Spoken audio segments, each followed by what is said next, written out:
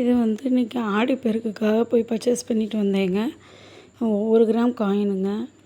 ஏன் அப்படி சொல்கிறேன்னா, ஆடிப்பெருக்குக்கு வந்து எல்லாருமே முடிஞ்ச அளவுக்கு சேமிக்க பார்ப்பாங்க. ஏன்னா அன்றைக்கி ரொம்ப நல்ல நாள். அதனால் அன்னைக்கு வாங்கினா அது பெருகும்னு ஒரு நம்பிக்கை இருக்குது. அதனால் போய் பர்ச்சேஸ் பண்ணிட்டு வந்தேன். 1 கிராம் ஜிஎஸ்டி செய்கூலி எல்லாம் சாரிங்க ஜிஎஸ்டியும் டச்சு காசு எல்லாம் சேர்த்து 7,000 கிட்ட வந்துச்சு. ஆனால் அன்றைக்கி ரேட் வந்து 6,550 கிட்ட இருந்துச்சு.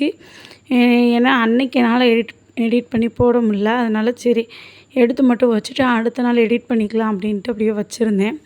இன்றைக்கி கூட ஒரு 50 ரூபா ஆயிருக்கே தவிர குறையல. ஏன்னா அன்றைக்கி எப்போயுமே ஞாயிற்றுக்கிழமை அதே ரேட்டு தான் இருக்கும். அதுக்கு நாள் எடுத்தது அப்படியே கண்டினியூ ஆகிற மாதிரி இருக்கும். திங்கக்கிழமை ரேட்டு மாறும். அதனால் நீங்கள் ஆடிப்பெருக்குக்கு எடுக்கிறீங்கன்னா எடுக்கலாம். ஒரு 100 கிராமில் அந்த கூட இருக்குங்க. நான் பர்ச்சேஸ் பண்ணது வந்து தங்கமயிலில் பர்ச்சேஸ் பண்ணேன். 1 கிராமுக்கு எனக்கு கிடச்சிச்சு. லட்சுமி சிம்பிள் இருந்த மாதிரி இருந்துச்சு. இப்போ வந்து புதுசாக ஒரு காயின் அறிமுகப்படுத்தியிருக்காங்க. 1 கிராமுக்கு வந்து மீனாட்சி சாமி வந்து அழகாக அந்த காயினில் இருக்கிற மாதிரி புதுசாக இது பண்ணியிருக்காங்க. உங்களுக்கு எந்த தெய்வம் இஷ்ட தெய்வமோ நீங்கள் வாங்கிக்கலாம். அதே மாதிரி சுமங்கலி பெண்கள் வந்து இன்றைக்கி தாலி மாற்றுவாங்க.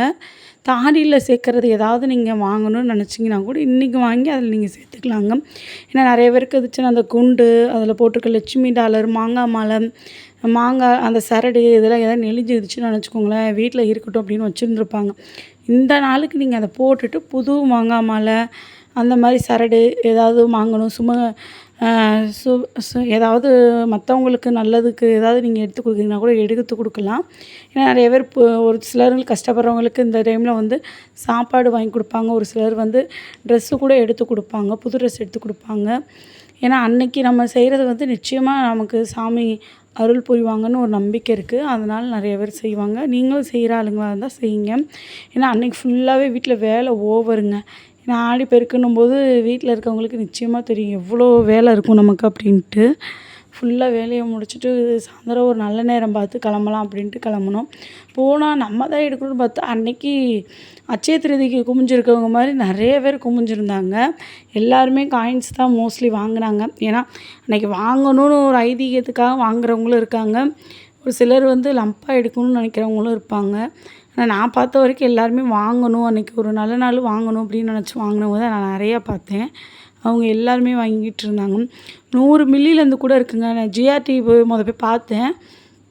எனக்கு கொஞ்சம் டச்சு காசு கொஞ்சம் கூட இருக்கிற மாதிரி இருந்துச்சு. சரி வேணாம் அப்படின்னு சொல்லிட்டு தான் தங்கமயிலுக்கு போனேன். தங்கமயில் எனக்கு ஓரளவுக்கு ஓகேவாக இருந்துச்சு. காயினும் பார்த்தோன்னே எனக்கு பிடிச்சிருந்துச்சுன்னொன்னே வாங்கிட்டேன். அங்கே போய் பார்க்கும்போது மில்லிகிராம்லலாம் இருக்குன்னொன்னே நிறைய பேர் மில்லிகிராம்லலாம் வாங்கினாங்க. நான் சொன்னேன்ல வாங்கணும் அன்றைக்கி ஐதீகத்துக்காக ஒன்று வாங்கி வைக்கணும் அப்படின்றதுக்காக வாங்கினவங்க தான் நிறையா. இப்படி கூட நம்ம சேர்க்க ஆரம்பிச்சிடலாங்க. நம்ம குழந்தைங்க பிறந்த நாள், நம்ம கல்யாண நாள், வீட்டில் பெரியவங்களுக்கு ஏதாவது ஒரு நல்ல விசேஷம் நடக்கும்போது அந்த நாளை ஒட்டி ஒரு வேளை சேர்க்கணும்னு நினச்சிங்கன்னா கூட சேர்த்துடலாம். ஏன்னா அதெல்லாம் நம்ம எப்படினாலும் செய்கிற விஷயம். அதனால் அன்னைக்கு ஒரு நல்ல விஷயமா வீட்டில் ஒரு சின்னதாக ஒரு தங்கமோ இல்லை அந்த பிள்ளைங்களுக்குன்னு ஏதாவது ஒரு இது சேவிங் பண்ணும்போது நமக்கு நிச்சயமாக ரொம்ப சந்தோஷமாக இருக்கும். அந்த மாதிரி கூட நீங்கள் சேமிக்க ஆரம்பிச்சிடலாம். கயிறு மாற்றும்போது என்ன பண்ணுவாங்கன்னா, பாதி பேர் வந்து இந்த சரடு வந்து அப்படியே மாற்றாமல் கொஞ்சம் என்ன பண்ணுங்க, அதை வந்து கொஞ்சம் கழுவிட்டு இது பண்ணுங்க.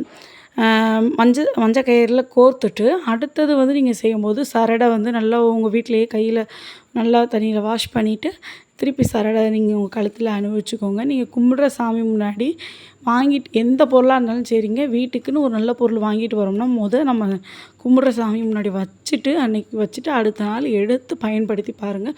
நிச்சயமாக அது நமக்கு பெருகும். ஏன்னா நம்ம கோயிலுக்கு என்றைக்கோ ஒரு நாள் தான் போகிறோம். ஆனால் வீட்டில் இருக்க தெய்வத்தை நம்ம டெய்லி வழிபட்டுக்கிட்டே இருக்கோம்.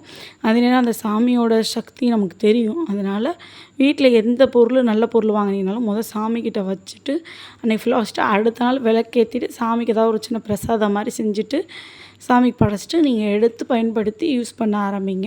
அதுமாதிரி ஒரு செயினோ ஒரு தோடோ அதே மாதிரி தாங்க. நீங்கள் வாங்குறீங்கன்னா சாமிக்கிட்ட வச்சுட்டு அடுத்த நாள் எடுத்து பயன்படுத்துங்க. நிச்சயமாக உங்களுக்கு பெருகும். எனக்கு பிடிச்சிருந்துச்சு ஒரு காயின். நான் நினச்சேன் ஒரு எப்படி பார்த்தாலும் 6,500 கிட்ட இருக்குது. ஜிஎஸ்டி எல்லாம் சேர்த்து ஒரு 6,700 கிட்ட கொண்டு வந்துருவாங்கன்னு நினச்சேன். கடைசியில் பார்த்தா ரவுண்டாக 7,19 7,20 கிட்ட போயிடுச்சு. எனக்கு ஐயோன்ற மாதிரி ஆயிடுச்சுன்னா காயினுக்கு இந்த அளவுக்கு செலவு பண்ணுமான்னு ஒரு மனசு ஒரு பக்கம் இருந்துச்சு. அதே நேரத்தில் சரி ஓகே இன்றைக்கி நல்ல நாள் செலவு பண்ணாமையும் இருக்கக்கூடாது. அது நல்ல விஷயத்துக்காக செலவு பண்ணோம்னா சந்தோஷம் அப்படின்னு தோணுச்சு. சரி ஓகேன்னு சொல்லிட்டு காயின் எடுத்துகிட்டு வந்துட்டேங்க.